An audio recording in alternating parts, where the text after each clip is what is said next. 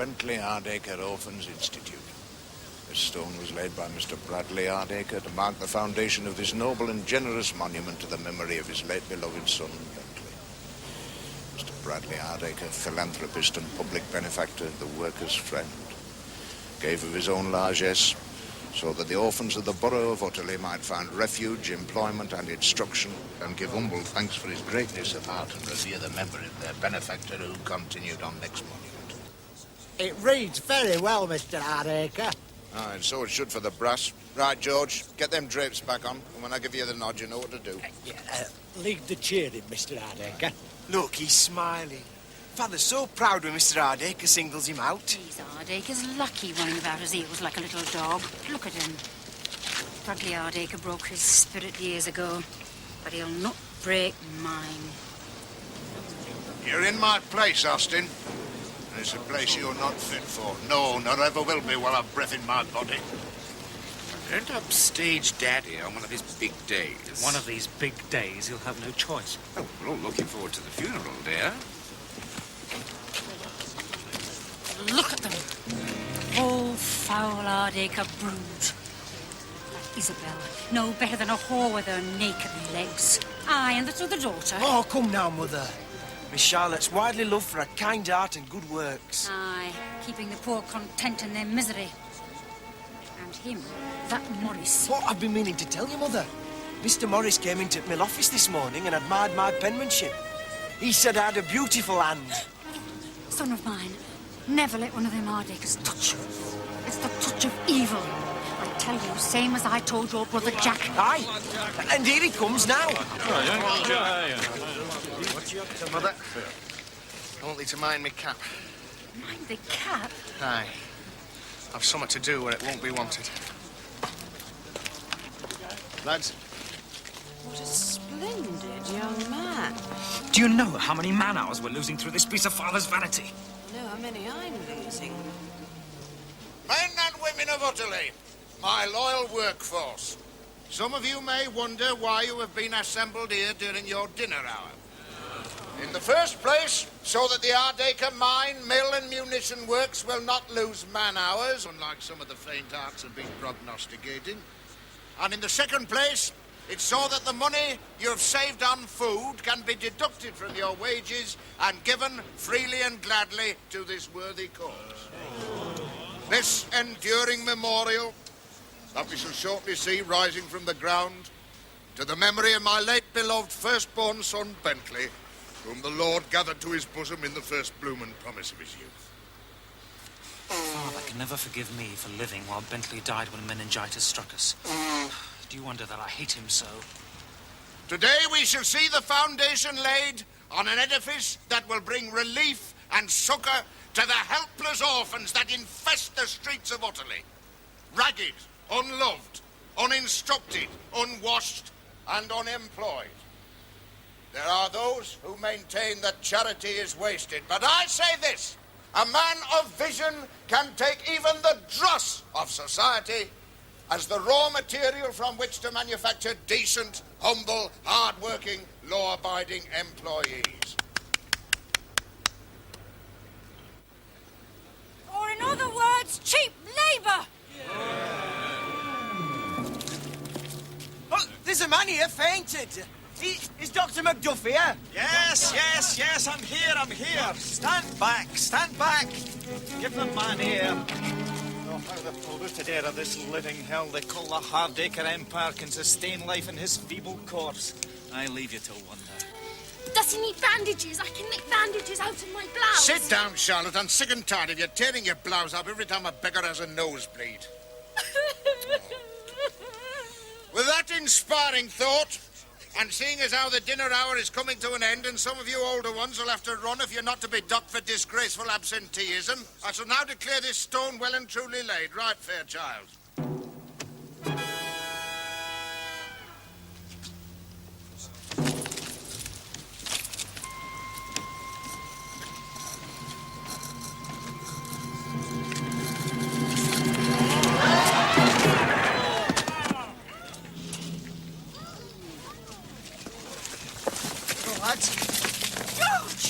George!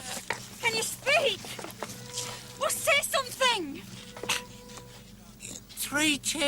Mr. Hardacre. Hip, hip.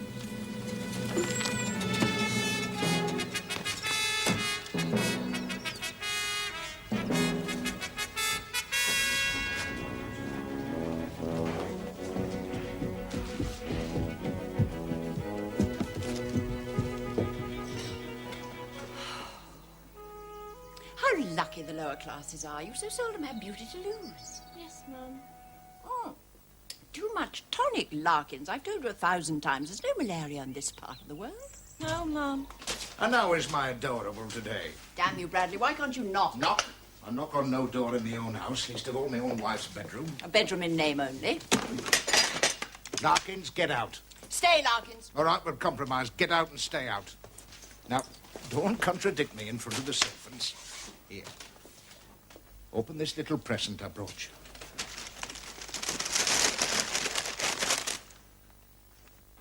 My old dancing shoes. Yes, my dear. I had them sold and healed in time for the hunt ball. You inhuman brute. You unfeeling monster. Are you not content to have condemned me to this wheelchair? Must you now taunt me with dancing shoes? Will it be spurs for my birthday? Riding boots for Christmas? Yes, my dear. Could be if you wish. You fiend!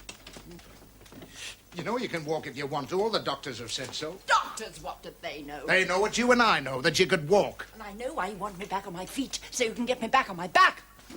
Come on, dear, I'm a practical man. I keep my horses to ride and my hounds to hunt, and when my hens stop laying, I don't keep them in a wheelchair for 10 years. You put me in this wheelchair, Bradley. I remember how the sun was shining as I came back from the village gala. I could hear the townswomen's silver band playing faintly. Too faintly, as I was to discover. Little Charlotte's hand clutched tightly in mine. And then that first feeling of doubt as I saw the discarded euphonium at the foot of the stairs. The clutch of dread at my heart as I climbed the staircase. The red banded hat lying there. The sensible black wooden stockings. And then, when I reached the landing, I turned so that Charlotte might not see, to shield her eyes. Put my foot through that tambourine and... Well, if it's any consolation, the euphonium's not been played since. The day I get out of this wheelchair, Bradley, it will be to dance on your grave. There's a crowd of you waiting to do that. I'll best be buried under the floor at the Hammersmith Palais. And I'll hire the orchestra. Aye, and waltz with that milksop Morris you've smothered under your petticoats. How a son of mine could turn out with a left-hand thread, I shall never know. And who made Austin, his elder brother, what he is? A cold, calculating machine at the age of 23 with no notion of what love is. Who made Isabel, our flame-haired elder daughter, an insatiable sensualist at only 19? She's just warm-hearted. At least she's all there, which is more than can be said for Charlotte, our 17-year-old younger daughter, innocent to the point of simplicity. You made our children what they are, just as you made me what I am. With your lust, your greed, your mania for money and power, your compulsion to enslave all who come near you. You taint and corrupt everything you grasp. What you're saying is I've got on. And if it's a crime to have initiative and enterprise and take pleasure in the exhilarating cut and thrust of the marketplace where this country sinks or swims, very well, I plead guilty. I can't stand here talking all day. I've got men to lay off. The euphonium was at the foot of the stairs. Whose was a tambourine? Get back to your work before I set the dogs on you. Quite right, Austin. Tell them we've still got the poppies from last year. It's not the British Legion, Father. These men call themselves a deputation. Deputation, a fancy name for Bolsheviks. I told them as much, Father. Well, you've no business to. While I live and breathe, I'm master here. These men worship me, Austin, because in their hearts they know I'm one of them. Isn't that right, lads? Well, off you go now. We'll not go till we have our answer. Hey, old lad. Language. I told the lads I'd speak. And speak I will. Hey, you see how it is, Mr. Hardacre. Feelings are running high. Hey, I've told them it's all nonsense, but they'll not hear reason. It's this rumour about the cottage hospital. What about cottage hospital? Well, story is, Mr. Hardacre, I give it no credit myself, but the story is you're going to pull it down. Would I pull it down?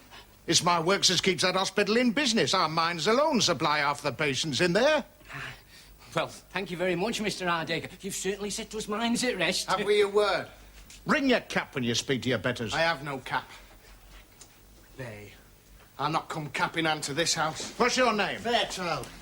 Jack Fairchild. Fairchild. Why must that name and that family's destiny forever be inextricably entwined with mine? Shall I sack him, Father? No, I do the sacking. You must wait for the pleasures of manhood, Austin. Will you not be into lunch, Isabel? Oh, Father, I cannot lunch and hear you talk of business when the wild moors are calling me and brass beauty's waiting. Aye, brass beauty.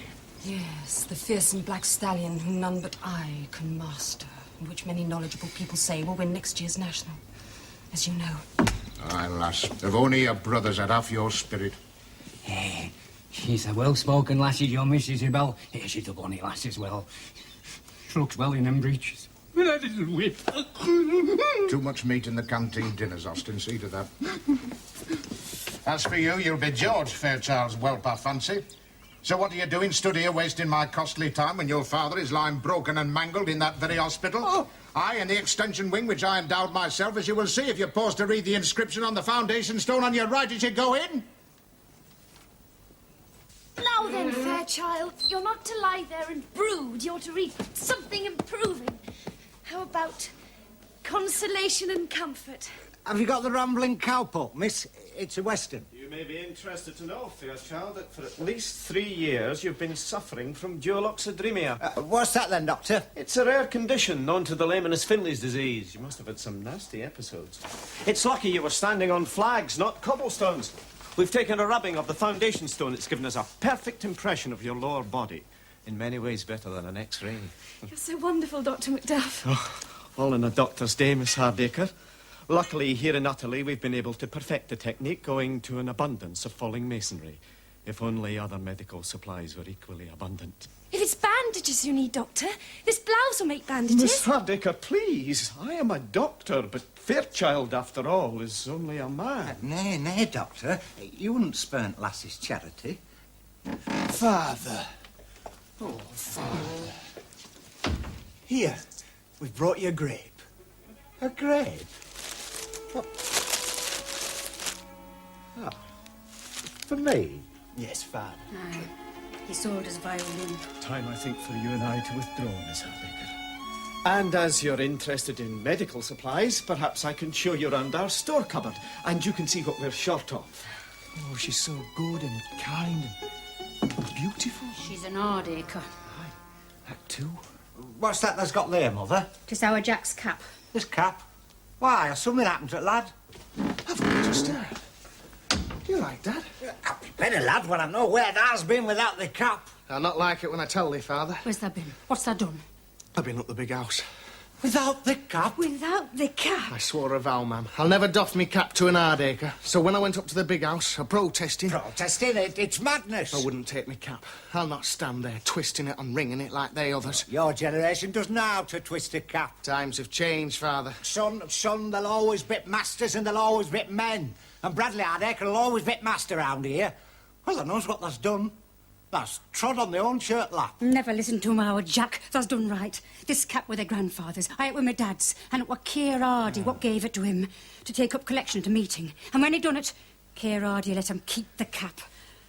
Well, I know what Bradley Hardacre would have done. He'd have kept collection.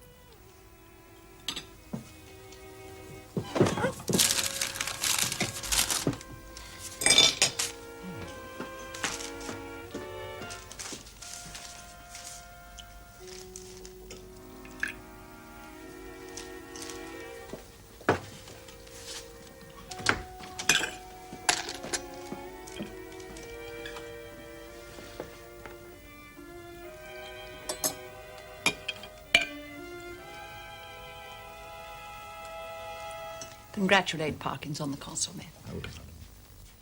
Enjoying your broth, my dear?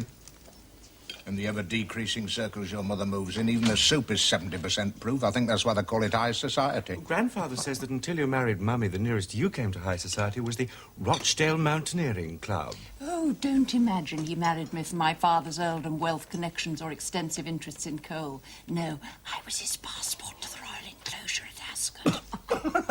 Well, at least I'm more breeding than to read and write at table, the mark of the illiterate down the ages. Somebody's got to drag this business kicking and screaming into the 20th century. But frankly, Father, this SBD project of yours could very well break us. To make cannon, Austin, you're to melt brass. This project has become your obsession, Father, and if it fails, as fail it will, the shareholders will insist that you hand the reins over to me.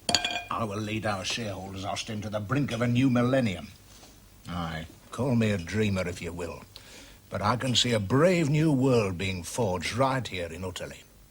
When my research team perfects the formula for SBD... there's no knowing What will is happen. this SBD? Silent but deadly. Oh, that'll make your fancy friends at Cambridge rattle their china teacups. Oh, another boring explosive. Aye, but all blast and no bang.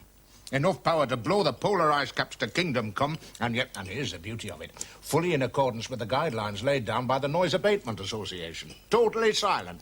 Imagine. So this is the way the world ends, not with a bang, but a whimper. What a stupid remark. I was quoting, Father, T.S. Eliot. The chocolate-coloured coon, what does he know about it? I suppose there'll be no room in your brave new world for poetry, Father. Or beauty. Beauty is a thing I buy and sell for brass. That reminds me, where is Isabel?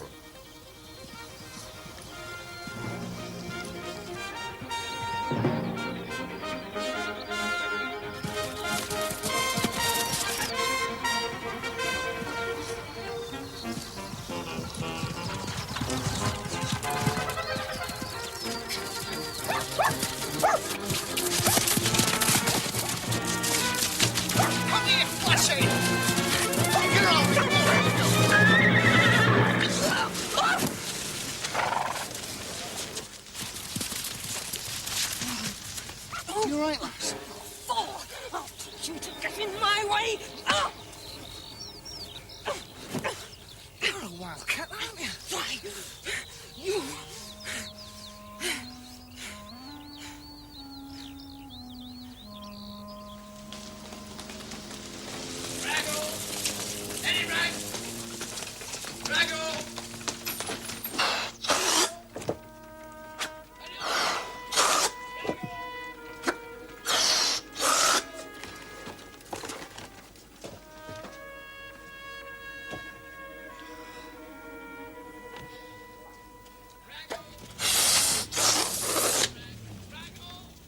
What do you want with me, Bradley Hardacre?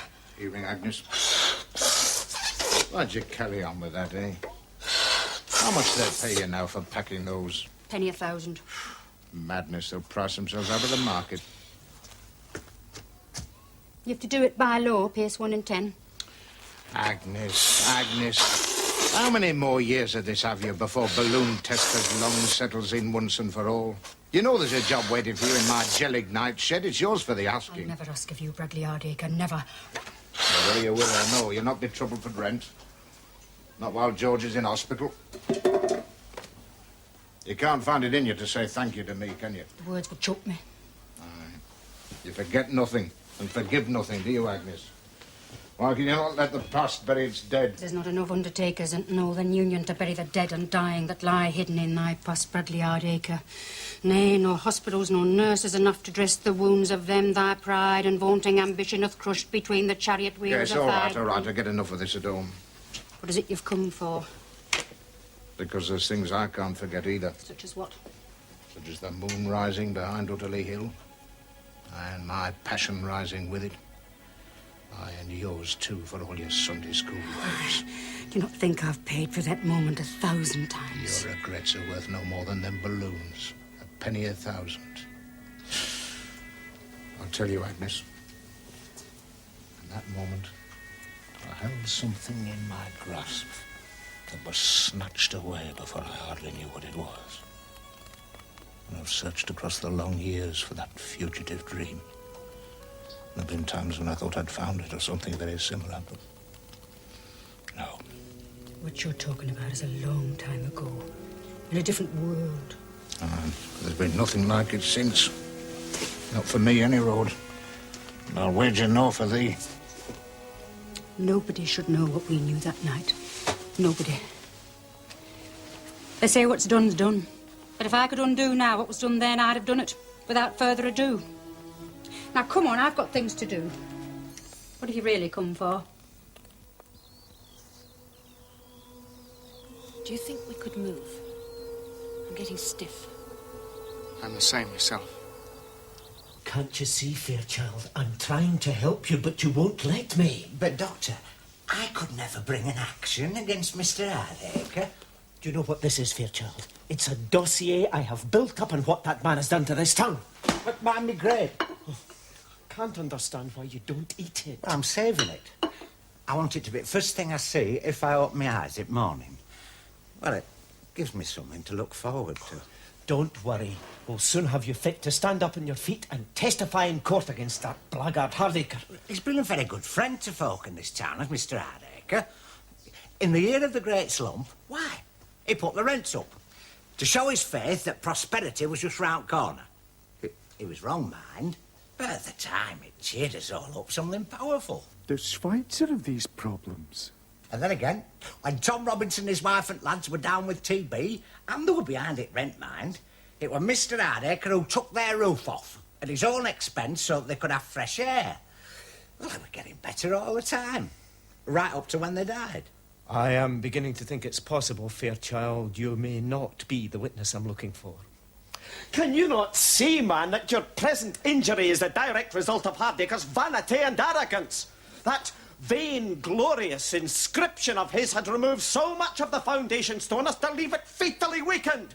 And I have proof, yes, proof, that this tyrant has watered the milk, to say nothing of the ale. And I know for a fact that he goes in the train while it is standing in the station, right here in Italy. So you've been keeping track of my movements? Very funny, that, Mr. Hardacre. And you demand your slaves laugh at your terrible jokes. About that stone. I've had Austin look into the insurance and we're covered under monument all risk, so you'll be glad to know, George, that you only have to pay the excess. I'll deduct it from your wages. Oh, thank you, Mr. Hardacre. And I've specially been round to see your good lady and personally make sure that while you're in here she doesn't go short. Oh, thank you very much, Mr. Hardacre. My pleasure, George. There, does that sound like the action of a tyrant? Well, not to me, Mr. Hardacre. And I tell you now, George, that if ever there's the slightest hint of your giving evidence against me, you will be homeless, jobless, penniless and eligible to sing in the Vienna Boys' Choir. Understood, Mr. Hardacre. You see, you're wrong about him. Now, I call that very fair warning. You can't silence me so easily, Hardacre. I have the one job in Italy that's not in your pocket. You forget that I happen to be chairman of the Hospital League of Friends. There's not a poultice supplied in this hospital that we don't supply the bread for. You mean? That's exactly what I mean. But that's blackmail. Oh, come now, Doctor. Blackmail's an ugly word. Remember, McPhee, I could crush you like that. He's ate my grape. Doctor! Doctor! What is it, Miss Hardacre? There's been a disaster. Charlotte, what are you doing? I'm going to tear my blouse out, Daddy. We're going to need ever so many bandages. Oh, what's happened to these men? An explosion at the munitions works. There's nothing I can do for this one. It's one of the stretcher bearers. Eh? Oh, it's this watch. I must get it repaired. It's finding time to get to the men. Where's my father? He has to be told about this explosion. Think he'll care? To him, it's just another bang. You care this time? There was no bang. No bang? No, Father. You mean? Yes, Rutherford has finally pulled it off. He's found the formula for SPD. This is a measure of you, Hardacre, dancing amid the carnage. With SPD, you'll have carnage beyond your wildest dreams. Good news for you quacks, eh? Destruction, man, beyond the glimmers of your imagination. And I'll control it. It's mine, all mine. I'll rule the world. The key to unbridled power. I must see Rutherford. He'll be well rewarded. No need to go mad, mind, but he can have the key to the executive cycle shed. Bring him in. He's here, Father. Good man, I like keenness. Come in, Rutherford. That's him, Father. That's Rutherford. But he can't be. He's the only man who knows the formula. No, Father, he wrote it down before embarking upon the final experiment, and he entrusted it to me. I made sure he did that. Good man, Austin. You're a true son of mine. Give it to me. As you said, Father, the man who holds that formula rules the world. And that man is me. You mean? That's exactly what he means.